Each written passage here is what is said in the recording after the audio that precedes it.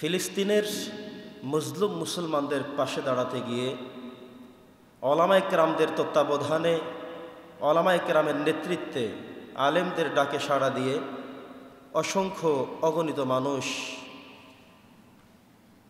Palestine solidarity movement Bangladesh March for গাজার আয়োজনে সোহরাওয়ার্দী উদ্যানে লক্ষ লক্ষ মানুষের সমাগম ঘটেছে।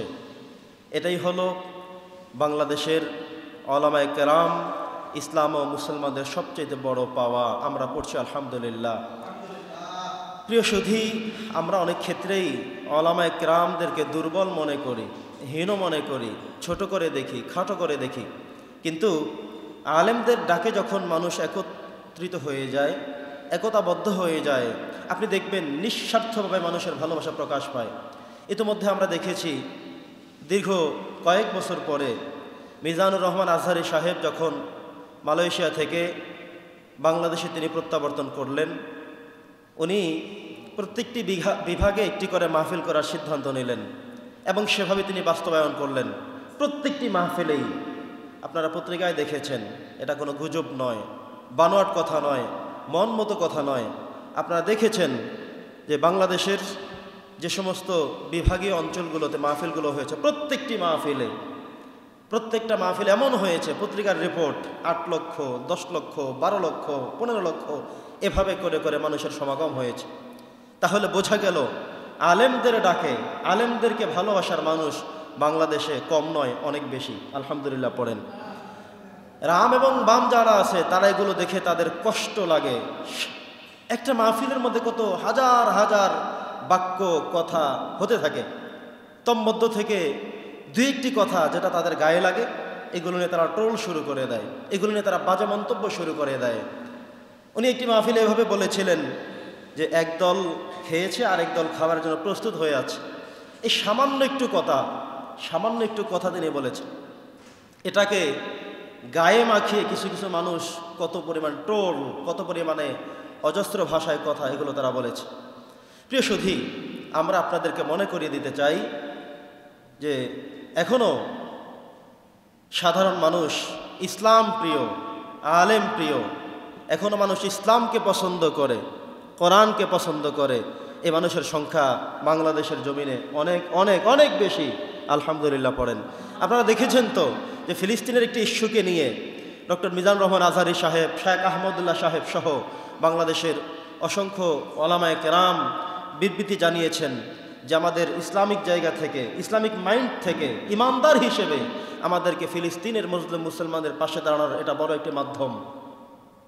এ কথা বলে যখন ডাক দেওয়া হলো সোহরাওয়ার্দী উদ্যানে, সব মানুষ সমবেত হলো। একটি শুধুমাত্র কথা আলেমরা ডেকেছেন। আর যদি কোনো রাজনৈতিক ইস্যুতে যদি কাউকে ডাকা হয়, তখন তাদেরকে লঞ্চ দিতে হয়, বাস দিতে হয়, যাতায়াত খরচ দিতে হয়, বদলা খরচ দিতে হয়, তারপরে মানুষের সমাগম হয়। ওখানে সামান্য পরিমাণ কোনো টাকা পয়সা ব্যয় করার প্রয়োজন হয়নি। ওলামায়ে কেরামদেরটাকে সাড়া দিয়ে মানুষ তার ইমানের জজবায়, ইমানের মজবুতের কারণে মানুষ চলে গিয়েছেন। অনেকে অনেক দূর দূরান্ত থেকে চলে এসেছেন। আলহামদুলিল্লাহ। এটি হলো ইসলাম ও মুসলমানদের, আলেমদের জন্য বড় একটি অবদান। এটি আমাদের প্রত্যেকের মনে রাখতে হবে। বাংলাদেশের মানুষ ইসলাম প্রিয়, আলেম প্রিয়, এটি যেন আমাদের সিনা থেকে কখনো মুছে না যায়।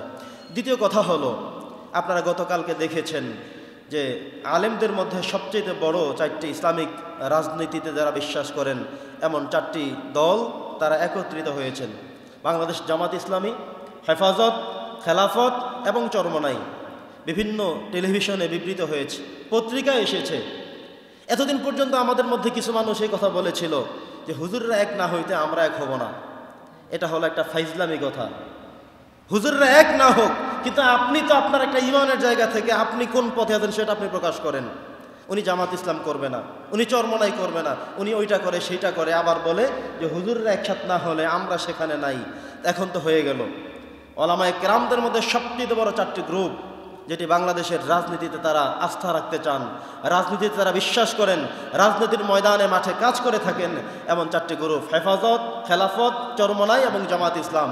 4টি একত্রিত হয়ে তারা ঐক্যবদ্ধ ঘোষণা করেছে। এরপরেও যদি আপনি মনে করেন না, আপনি আর কি বলবেন, আর কি বলতে চান? এখন আপনার পালা হলো, আপনার প্রতি আমাদের দেখার পালা হলো, আপনি কি আলেমদেরকে আসলেই ভালোবাসেন নাকি আপনি অন্য কিছু বলতে চান? হয় আপনি আলেমদের পক্ষে, ইসলাম ও মুসলমানদের পক্ষে এসে দাঁড়াবেন, নচেত আপনি তাদের বিরোধিতা করবেন। এখন রাস্তা দুইটা, ওপেন রাস্তা দুইটা। আপনি কোন দলে যাবেন, কোন পথে যাবেন, কি বলবেন, এখন আপনার কাছে স্পষ্ট করতে হবে আপনাকে। আপনি যদি সত্যিকারই ইসলাম ও মুসলমানদেরকে ভালোবাসেন, আলেমদেরকে নেতৃত্বের জায়গায় চান, তাহলে আপনি হৃদয় উজাড় করে দিয়েন। শুধু নিজে নয়, নিজের সন্তান, পরিবার, প্রতিবেশী, আত্মীয় স্বজন সবার কাছে এই দাওয়াতে মেসেজ পৌঁছে দিতে হবে যে আলেমরা এক হয়েছে। এবার এত বছর তো আমরা বিভিন্ন মানুষদেরকে ক্ষমতা দিয়ে দেখেছি, একবার আলেমদেরকে ক্ষমতায় বসে দেখতে চাই আমাদের বাংলাদেশটা কেমন হয়, ইসলাম দিয়ে কিভাবে সাজায়। তো এই জন্য আমাদের সিদ্ধান্ত নিতে হবে। এরপরের কথা হলো, ডক্টর ইউনূস সাহেব যখন থেকে ক্ষমতা নিলেন, উনি যখন দায়িত্ব নিলেন, ওনাকে যখন অন্তর্বর্তীকালীন সময়ের জন্য একজন সরকার হিসেবে আমাদের বাংলাদেশের তৌহিদি জনতাই শুধুমাত্র নয়, অপামর জনতা সবাই মিলে, বিপ্লবী ছাত্র জনতা সবাই মিলে সিদ্ধান্ত করে ওনাকে এনে বসানো হলো। কিন্তু আমাদের চিন্তা ছিল যা, আমাদের প্রাপ্তি ছিল যা, তিনি তার থেকে বেশি কিছু এই পর্যন্ত করে গিয়েছেন, আলহামদুলিল্লাহ। এমত অবস্থা আমরা বিশ্বাস করি, আমরা মনে করি তাকে অন্তত আরও কিছু সময় দেওয়া প্রয়োজন। যিনি এতদিন আমাদের রিজার্ভে সমস্যা ছিল, প্রত্যেকটা জায়গায় ঘাটতি ছিল, সর্বত্র ঘাটতি ছিল, এমনকি মায়ানমারের যে সমস্ত রোহিঙ্গা মুসলমান ভাইয়েরা বাংলাদেশে এসে আশ্রয় নিয়েছিলেন, তাদেরকে পাঠাবার ব্যাপারে চূড়ান্ত সিদ্ধান্ত হয়ে গিয়েছে, আলহামদুলিল্লাহ। যেটি বিগত সরকার অনেক দিন পর্যন্ত চেষ্টা করেও কোনো কুলকিনারা করতে পারেনি। যিনি ক্ষমতা হাতে নেওয়ার পরে ইউনূস সরকার, তিনি, আমরা সমগ্র পৃথিবী জুড়ে জাতিসংঘের মহাসচিবকে সবচেয়ে বড় ক্ষমতাবান মনে করি, তাকে বাংলাদেশে নিয়ে এসেছেন। এছাড়াও তিনি বড় বড় কিছু প্ল্যান প্রোগ্রাম হাতে নিয়েছেন, প্রকল্প হাতে নিয়েছেন। বাংলাদেশকে কীভাবে উন্নত রাষ্ট্র ঘোষণা করা যায়, উন্নত রাষ্ট্রে পরিণত করা যায়, এই চিন্তার টেন্ডেন্সি তিনি করে যাচ্ছেন। তিনি কখনো এখন পর্যন্ত আমরা পাইনি নিজের চিন্তায় কি করবেন চিন্তা করেননি, বরং বিগত ফ্যাসিস্ট সরকারের যে সমস্ত এমপি, মন্ত্রীরা, দোসরেরা বাংলাদেশের অর্থ ছিনিয়ে বিদেশে পাড়ি জমিয়েছে, আমরা দেখেছি তিনি সেই জায়গাগুলোতেও হস্তক্ষেপ করে অনেক টাকা পয়সা তিনি বাংলাদেশে নিয়ে আসতে পেরেছেন। এটা আমাদের জন্য অবশ্যই সুসংবাদ। আমরা বিশ্বাস করি তাকে যদি আরও কিছু যৌক্তিক সময় দেয়া যায়, তাহলে তিনি বাংলাদেশকে একটি সোনার বাংলাদেশ হিসেবে উপহার দিতে পারবেন। আমরা আশা করব সোশ্যাল মিডিয়ার মধ্য দিয়ে, আপনাদের সবার মধ্য দিয়ে আমরা যেন নিজের আত্মবিসর্জন দেই। আরে কবে ক্ষমতায় আসবো, আমি কি পাবো, বরং তার থেকে বেশি চিন্তা করা দরকার আমার দেশ কি পেল, আমার দেশ কেমন হলো, আমার দেশ কেমন চলছে।